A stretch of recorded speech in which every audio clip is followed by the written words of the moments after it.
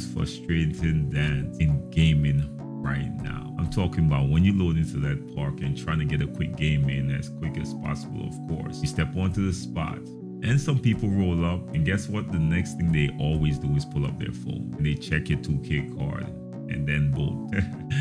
You're not dodging them, of course. They're actually dodging you, believe it or not. Why? Because of that one number, the most toxic number in sports gaming history. I'm talking about that win percentage. I'm going to explain to y'all why that win percentage number is slowly destroying the park experience and destroying the casual experience overall. So we got a few things we gotta dive into, of course. So without further ado, I need y'all to grab yourself that brew and let's get to the video. If you don't know, it's brutal sim on the scene, wicked and mean.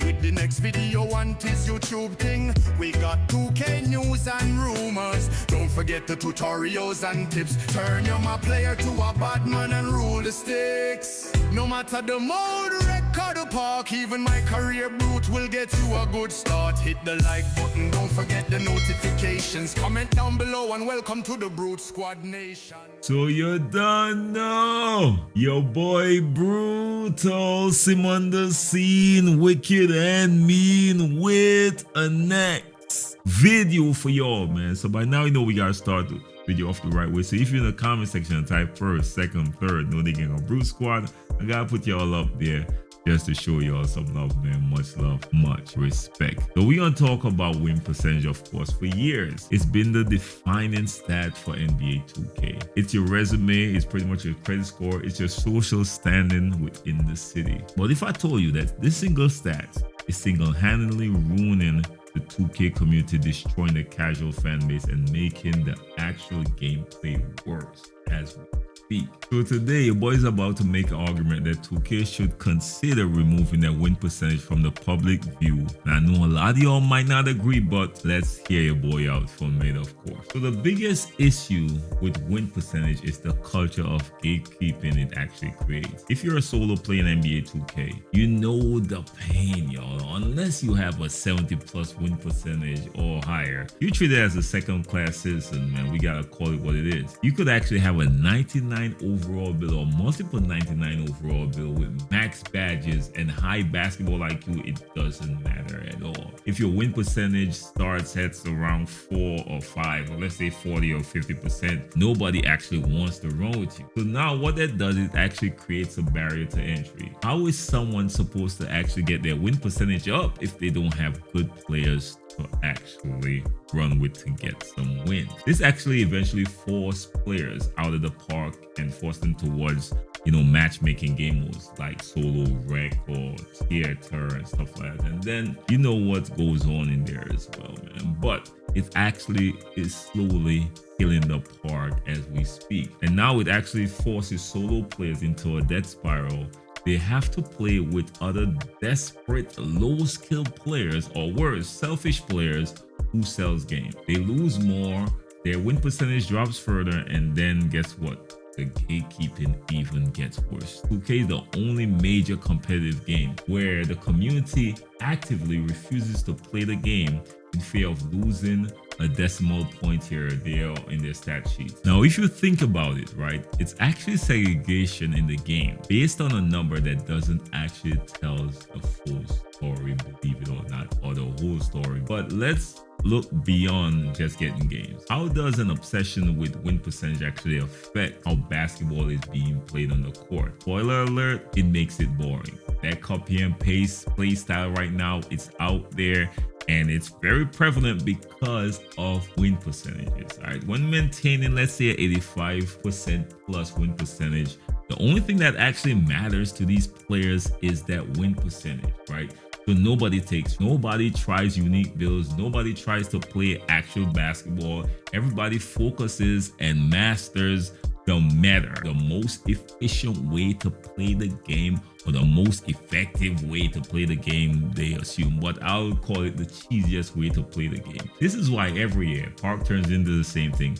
Only tiny or these small guards left, right, and behind massive centers, setting illegal screens, while the corner city is actually out there watching TikTok and on their social media because they know they ain't getting no shots. They call it what it is, right? So why do they play like this? It's not because it's fun, of course not. It's pretty much the safest way to protect your precious win percentage, right? It's the try hard mode. It's called being competitive, so to speak.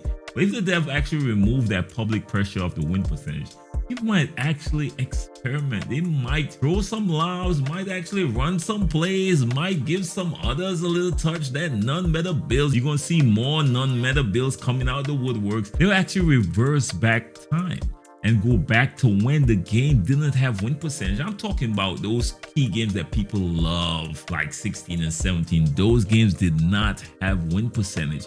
And it shows. It had way more variety and options and different play styles, which is why some people might call these games some of the best 2Ks that ever dropped. I'm just putting this out there. The fear of actually losing is paralyzing the creativity in the community, and we aren't playing basketball no more. We're playing an algorithm to keep the numbers as high as possible. All right, so now let's look at this from a business perspective for 2K. Every game needs a healthy influx of new or casual people to actually survive, right? So you know Christmas news is around the corner. So what happened when these casual NBA fans actually buy 2K and hop online and see that they have let's say a 20% rate or something, 20, 30, 40, and everyone runs away from them?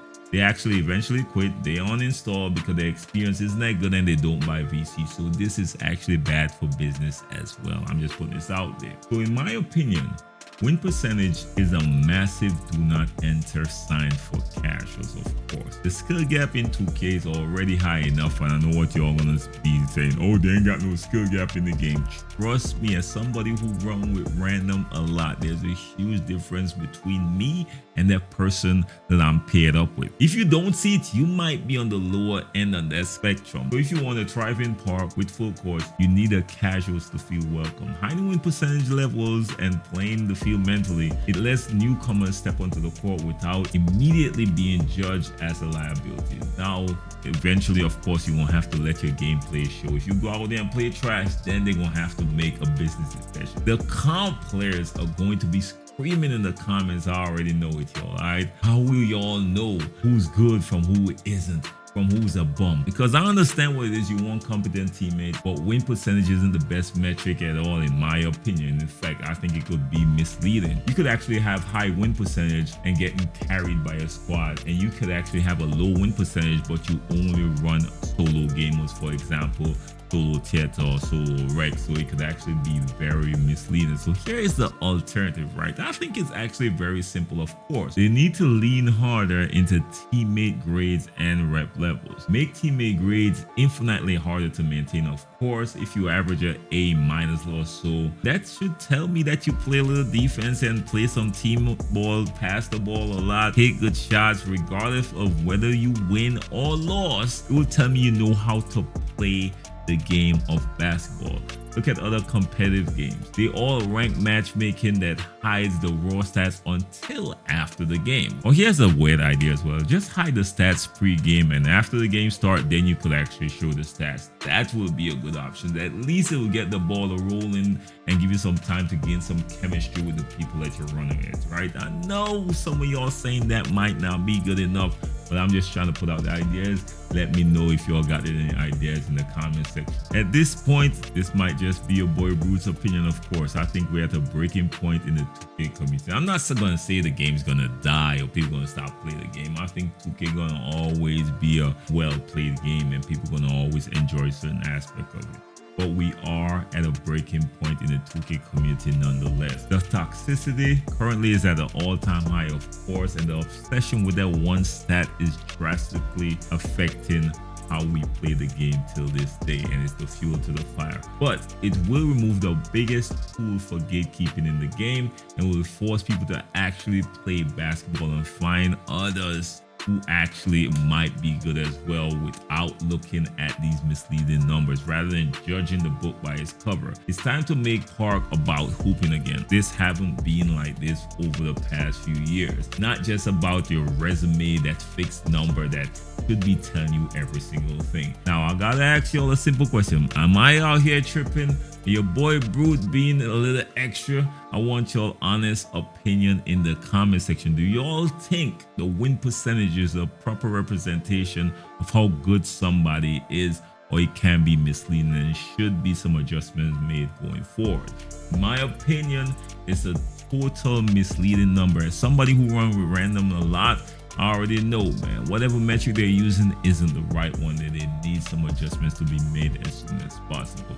And I see a huge issue with how people judge people with low win percentage versus very high win percentage. It's never something that I ever look at. One thing I always run into when I pick up people from my stream, they always tell me, hey, my win percentage. I'm like, bro, I don't even care about win percentage. Can you do this or that? Do you understand certain basketball strategies? Because that's how I like to play. That's the first thing I always tell them, because win percentage to me never meant anything. Once you can listen and make adjustments, that's the true character of somebody who understands the game of basketball. And that's way more important to your boy Brute than a damn number.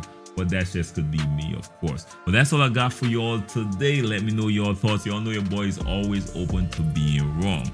So you already know what it is. Till next time, all blessed and be safe out there. Don't forget to like, share, and subscribe. Notification bell is free and key. Peace.